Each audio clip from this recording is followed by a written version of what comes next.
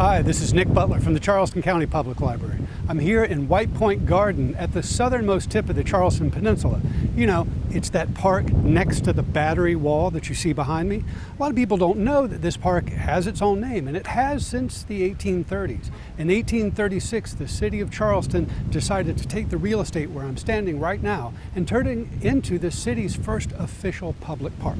So in 1836, when this idea was only on paper, it earned the name White Point Garden. This is an area that from the earliest days of the settlement in the 1670s, people recognized that just right behind me at low tide was visible a stream of oyster shells and white sand, and that inspired the name White Point. So in 1836, when they're trying to come up with a name for this new public park, White Point Garden seemed the most appropriate name. So the park officially opened in 1838. And I'm here really to talk about the 4th of July, but I'm giving you this information as a prelude to lead up to 4th of July celebrations here. When the park opened, or shortly after the park opened in 1838, the city of Charleston passed an ordinance limiting the hours in which people of color were allowed to visit or not to visit White Point Garden. Basically, the enslaved population and free people of color in Charleston were allowed to come to White Point Garden in the morning, but the afternoon and evening hours were reserved by law for the white community of Charleston. And the punishment for black folks visiting White Point Garden from 1838 all the way up to the end of the Civil War was the same punishment as if black people were being caught on the streets after curfew. There was a nightly curfew in Charleston up until 1865. Basically, if you were caught here during the wrong hours, black folks could be taken to the city jail and kept overnight. And if they were enslaved, their masters would be fined for this crime, as they called it. Immediately after the Civil War, on July 4th, 1865, White Point Garden was the scene of the first African-American celebration of the 4th of July here in the Charleston. The event, attended by thousands of people, was organized and featured African-American people from the local community to celebrate the anniversary of the birth of the United States of America. And that was a big deal in many different ways, not least of all because it was the first real African-American celebration of the holiday, but because it was the only celebration of the 4th of July in Charleston in 1865. Because of the American Civil War, there was no celebration of any kind in the city of Charleston for the 4th of July in 1861, 62, 63, or 64. Of course, that was the time when the state of South Carolina, as part of the Confederacy, was at war against the United States of America. So of course we didn't celebrate the 4th of July here.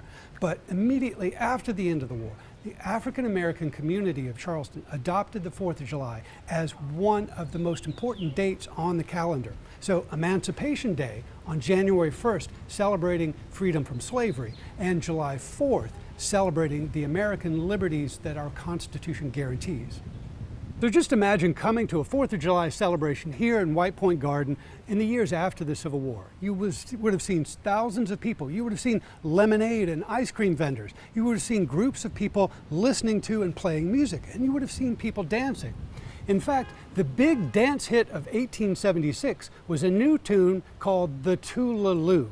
And unfortunately, the music of the Too-La-Loo has not survived, and the dance steps themselves haven't survived. But it was a ring dance, the newspapers of that era tell us. And in fact, the newspapers have perpetuated a few of the verses of the Too-La-Loo. So if you look at podcast number 72 on the Charleston Time Machine, you can see a couple of verses of the Too-La-Loo, and you can listen to me trying to approximate what that might have sounded like in the 1870s. The Too-La-Loo was the big hit of 1876, and only a few years later, the city of Charleston once again moved to not necessarily prohibit, but to discourage African Americans from coming to White Point Garden to celebrate the 4th of July.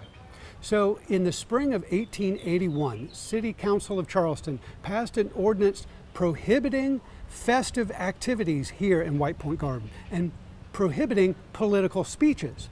And those political speeches had always been a feature of the 4th of July celebrations here. Not at this bandstand, which was erected in 1905, but in an earlier bandstand.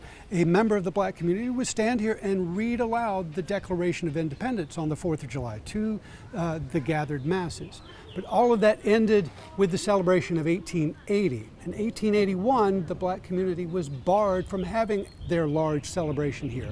So they moved to other parks within the city. And the city council of Charleston eventually pushed them out of other parks and even off the peninsula by the early 20th century. So when you're thinking about celebrating the 4th of July, we hope that you will think about White Point Garden and remember its long and varied history. Yes, it's a beautiful park and a beautiful place to visit, but it's an important part of the story of African American freedoms in the city of Charleston. So thanks for joining me. I'm Nick Butler with the Charleston Time Machine at the Charleston County Public Library. I'll see you in the future.